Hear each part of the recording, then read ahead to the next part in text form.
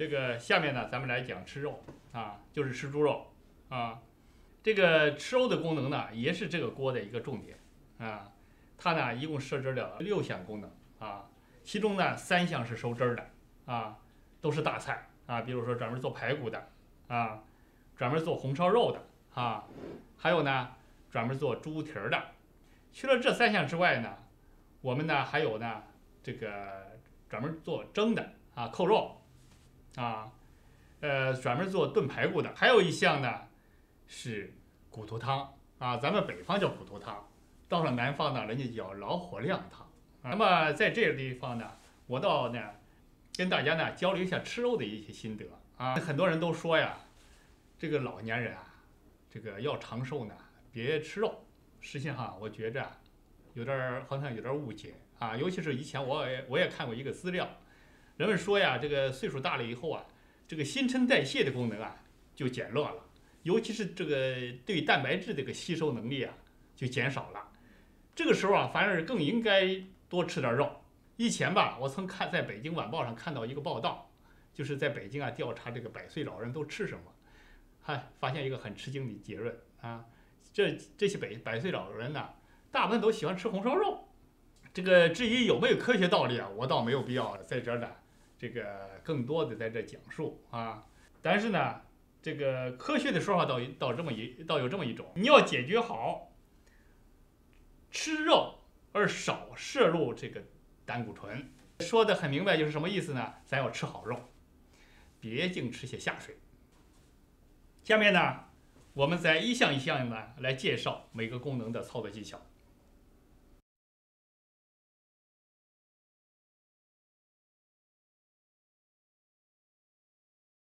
说到这个红烧肉呢，我对这道菜呢可是情有独钟，因为呢，发明这个锅最初的灵感就来自于我爸爸小时候啊给我做红烧肉啊，因为他做红烧肉呢，当时给我讲了这么个他的经验，就是这个猪肉啊要带皮，要切大块，凉水下锅，大火烧开，咕嘟一阵子呢再改小火，最后做出来肉啊一点不腻啊。所以说这个锅呢，最初的灵感就是呢，我要做一个锅，能做出呢像爸爸做的一样那样好吃的红烧肉啊，一点不腻啊。这个锅做红烧肉呢，也是我们最拿手的一道菜啊。第一个呢，刚才我说了，这个猪肉呢，你要选带皮的。这里关键的一点呢，你要买好正宗的五花肉啊。实际上告诉你哈，这个五花肉是哪一块呢？就是肋条这一块啊。一头猪啊，不过出那么几斤啊。这个五花肉不瞒你说啊，也是猪肉身上最贵的一种肉啊。这个去了这一块之外，往下一点就是叫囊踹啊，往上一点呢叫硬肋啊，那个肉的口感啊就差远了啊。但是呢，现在好多的这个超市啊，还有这个农贸市场啊，还卖的肉很多都是用那些东西来冒充的啊。买回来五花肉以后呢，要让这个肉好吃啊，不要切的块太小啊，最好啊是不少于2公分啊，但是你也不要大于3公分啊。这个肉处理好之后啊，还得焯下水。就假如说你敢保证这个肉没有注过水，没有用那个水浸泡过，就是纯粹是刚刚宰杀的啊，很干净的。真是不焯水啊，还是更好吃一些啊。所以说呢，可靠一点，我们还是焯水，就是把这个肉啊放到水里啊，用这个锅呢，就是手动大火啊烧开。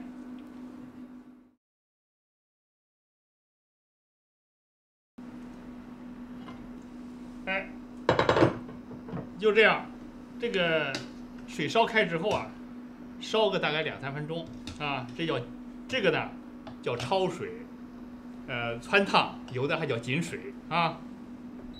然后呢，我们把这个肉呢捞出来，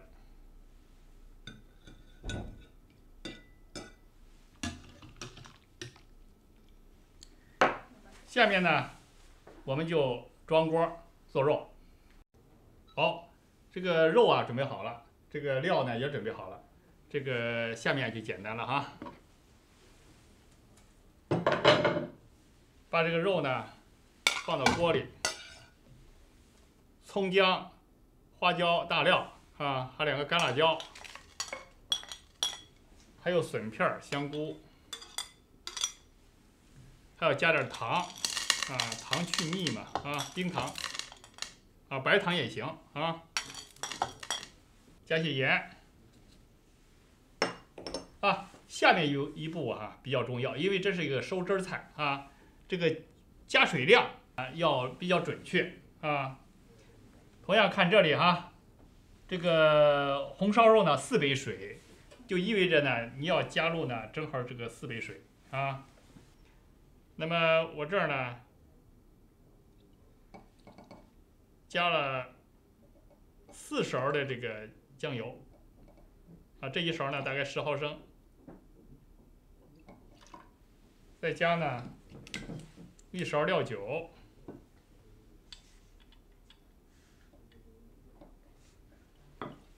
填满1杯、2杯、3杯、4杯。好，起火，加上锅盖，按下启动键。再选择这个红烧肉，这个程序呢就开始自动执行了。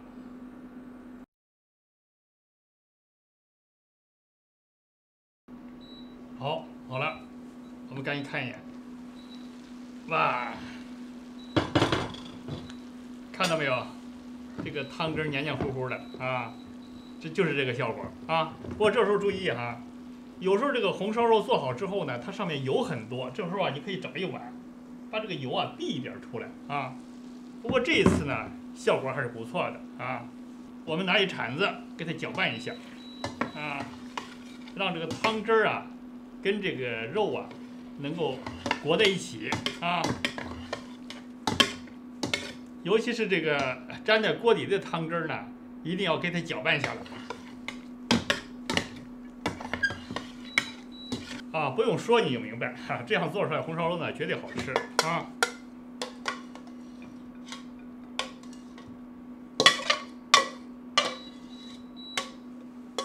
啊，我先尝一块啊。吃肉啊，就得吃肥肉啊，肥肉香啊，有点烫，哎呀，烫死了也得吃啊。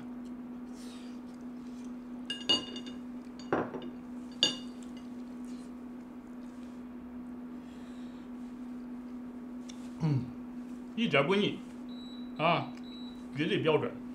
做完红烧肉呢，那么我还要讲一下它一些变化。假如说我们不用这个酱油啊，用腐乳，也可以做出一道比较有名的菜来，就叫腐乳肉啊。假设用酱呢，那我们就做出酱焖肉来呗啊。好，不妨你回去试一试啊。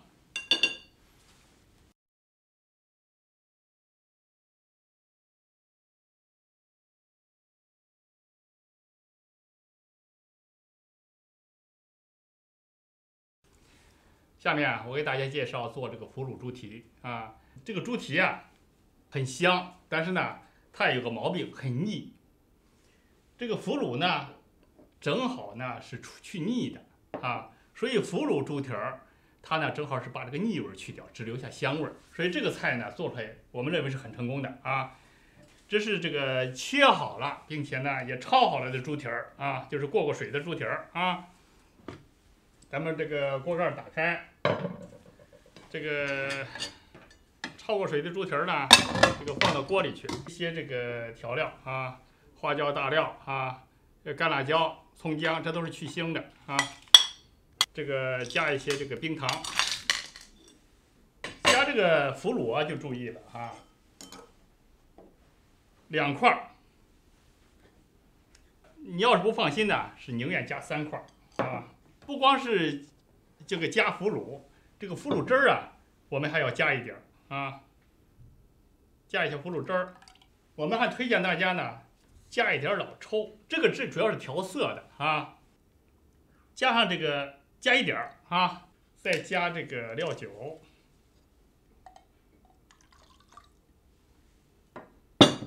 下面的操作啊，相对来说比较关键。这里标的是6杯水，我们就需要加入正好6杯水，包括这个腐乳汁儿啊，包括料酒什么的啊，大家看着啊。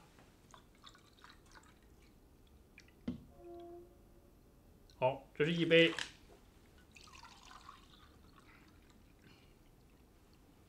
2杯、3杯、4杯、5杯，好，6杯，还要加点盐啊，加盐，加点油，盖好锅盖儿。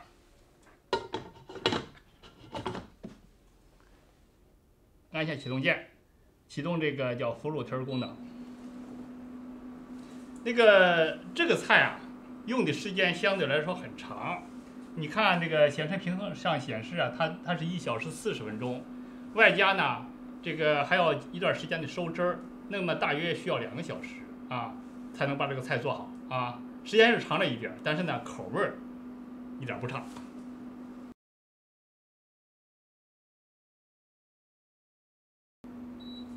好，做好了。腐乳猪蹄儿出锅之前啊，有2点需要注意啊。第一个呢，它可能这个因为太黏了，这个汤汁儿有可能这个汁儿啊收的不好，这个没关系啊。你可以这个重新启动这个锅啊，然后选择这个干锅或者制烹功能来进行第2次收汁儿。再一个呢，就假设这个油太多呢，你可以避一点油出来啊，然后再搅拌。好，你看这个汤汁够黏吧啊？好，就这么搅拌一下，把它搅拌均匀。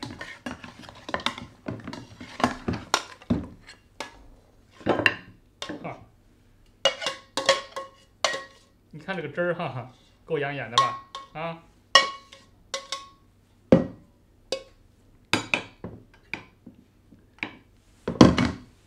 这个功能哈，它不仅是可以用来做这个猪蹄儿啊，也可以呢做这个像酱焖肘子啊，这里有这个黄酱啊，像豆瓣酱啊，酱焖肘子，还有这个像这个红烧猪肠、红烧大肠啊，这些比较费火的菜，都可以用这个功能来做啊，好吧？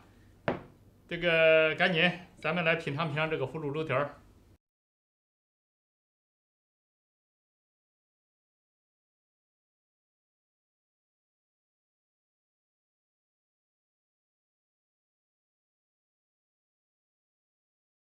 排骨，下面呢，我给大家交流一下呢，这个做排骨的一些技巧啊。这个排骨呢，肉很嫩，口味也很香，所以尤其呢，这个小孩啊和老人特别喜欢吃啊。实际上做排骨啊，这个方法很多啊，简简单单做就可以做得很好吃啊。比如说像这个酱焖排骨，只需要加一些这个豆瓣酱就行啊。红烧排骨用这个酱油啊、糖啊就可以简简单单做一个红烧排骨。那么下面我给大家介绍的呢叫无锡排骨。这个无锡排骨呢，主要用到的调料呢就是这个番茄酱和冰糖啊，主要是这2样东西啊。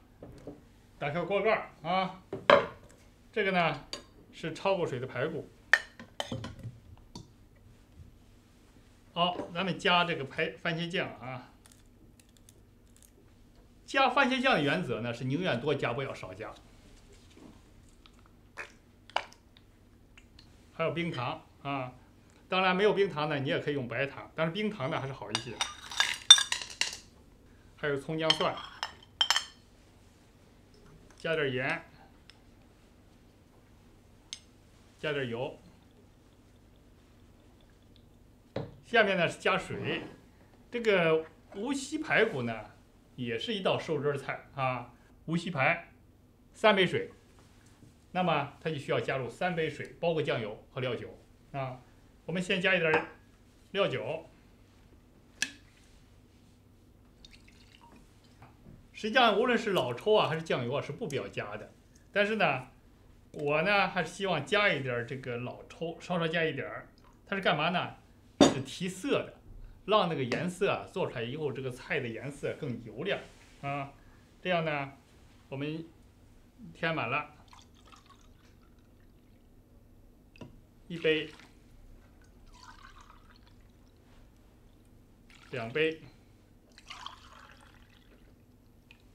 3杯，好，盖好锅盖儿啊，按启动，选这个无锡牌，好了，我们就等着吃排骨了。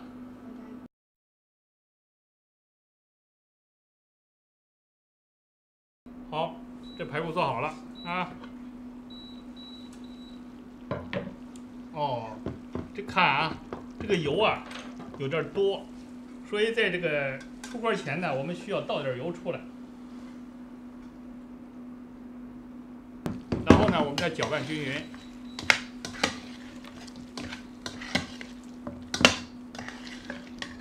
好。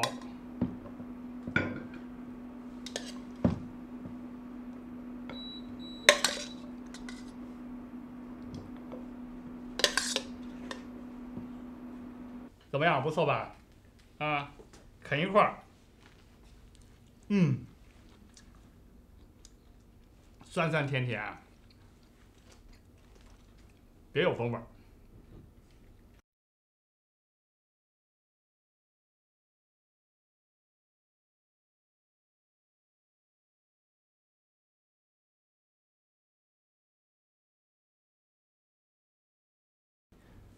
炖排骨啊，有汤有水，汤汤水水呢也能成一个菜。尤其是这个咱们北方天气干燥啊，这个菜啊还是特别适合呢家里经常那个做这种菜啊。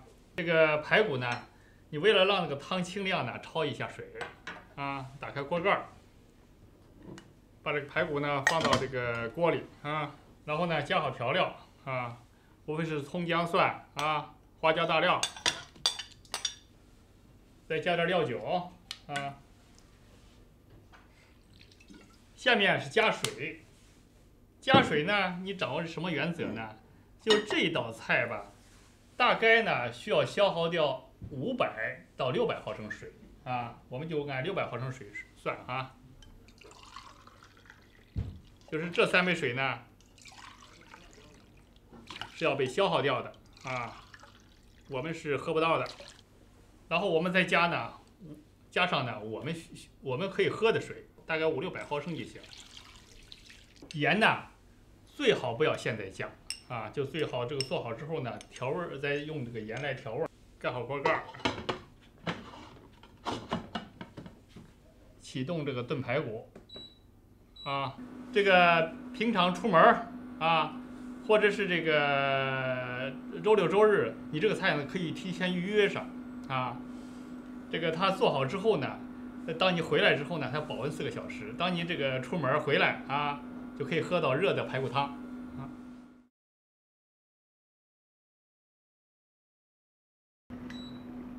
好了，好，这个做好之后呢，我们需要加点盐调味儿啊，加点盐调味儿，然后呢。还可以加点这个胡椒粉，就可以吃这个炖排骨了哈。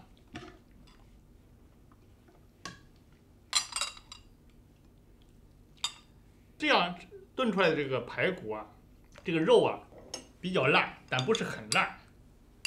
这个汤呢也很鲜，所以这是一个又吃肉呢又喝汤的菜啊。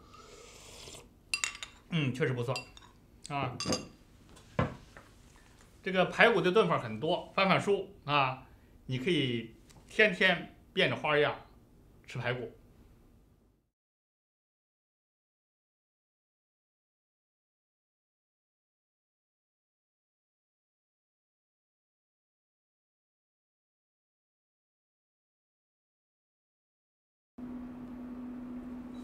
这个功能呢叫大骨汤啊，实际上呢就是这个广东的这个老火靓汤。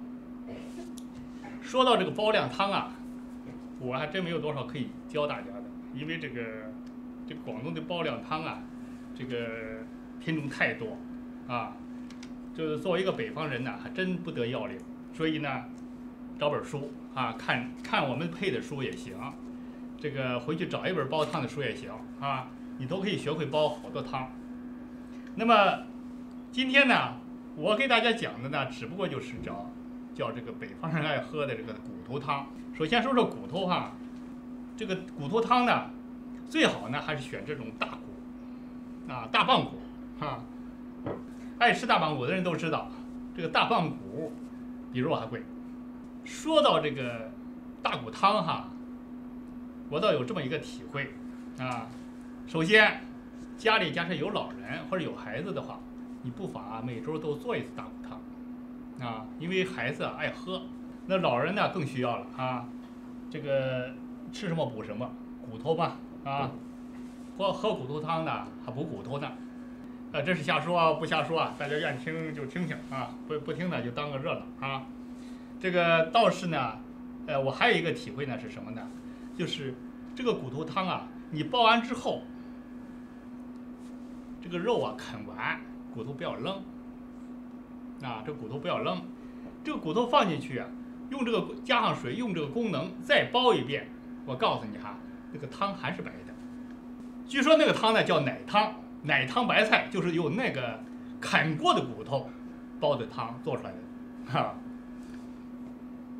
这个煲完之后呢，这个煲了第2遍以后，实际上煲第3遍、第4遍，那个汤还是白的啊，你不妨试一试。另外一个呢，这个煲这个汤的诀窍是什么呢？就是这个水啊需要依次加足。这个煲这个大骨汤呢，需要消耗大概5杯水。5杯水之外呢，你得把汤那个水呢依次加足。另外呢，开始啊不要加盐啊，加了盐以后这个汤就不亮了。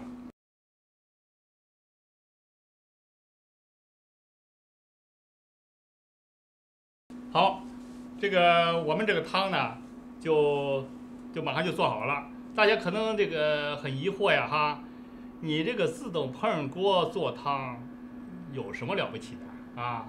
实际上我们家好多锅呢也是能够自动煲汤，但是我可以告诉你啊，不一样还是不一样。不一样在哪呢？首先，它可以这个开锅之后啊，用大火，就开锅之后啊，它可以用大火沸腾一段时间啊。这个你估计现在煲汤的锅啊还没有这个功能，为什么呢？你要是用大火煮的话呢，它就容易扑锅啊。我们不会扑锅。这个大火咕嘟一段时间以后呢，这个腥味啊就给去掉了，所以它出来的汤呢就更亮啊，更鲜，更好喝。这是一个。再一个呢，它中间呢会有2次呢用大火来催的，用催开的这个程序，就是说在中间呢用大火来催开2次，这样呢就把这个骨头里的这个骨头或原料中的这个养分呢都给催出来，所以呢。用这个锅做出来的汤还是好喝啊！不信呢，你可以做一做，尝一尝，比一比，看一看啊！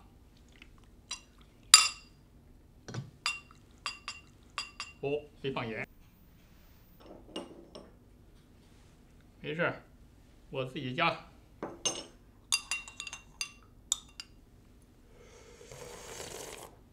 哎呀，真的很不错。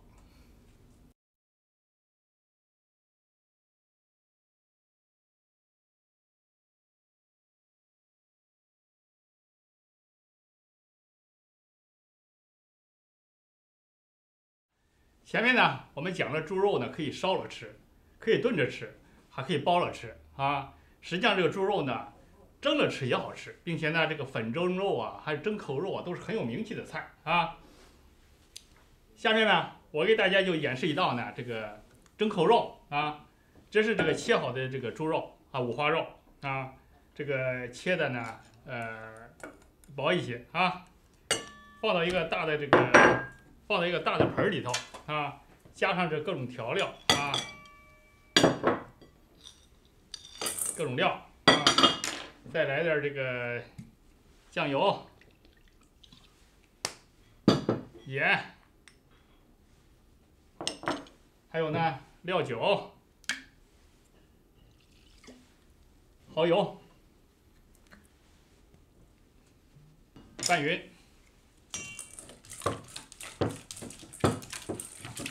咱们就放着，让它腌一会儿。下面呢，我们锅里头呢要加水啊，这一点很重要啊，大家看到啊，这是我们专用的蒸屉，把蒸屉放好。这个水啊，因为这道菜呢，它需要的时间很长，所以呢，这个对水的这个消耗也很大啊，所以呢，我们一定要把水加足，加到什么程度呢？加到这个水啊，跟这个蒸屉呀是平的，这样呢，就可以保证啊，我们在这个蒸肉的过程中啊，这个水不至于烧干。好了，这个肉呢也腌好了，我们呢怎么着呢？这个把这个肉啊一片一片的在这个碗里头码好，皮在下面啊。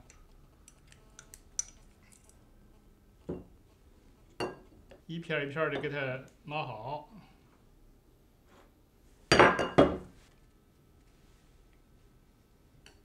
好，最后剩下的这个各种料呢，让它堆在这个肉的上面。好了，然后把肉呢放在蒸屉上，盖好锅盖儿，然后启动呢蒸扣肉这个功能。大概需要呢多长时间呢？2个多小时啊。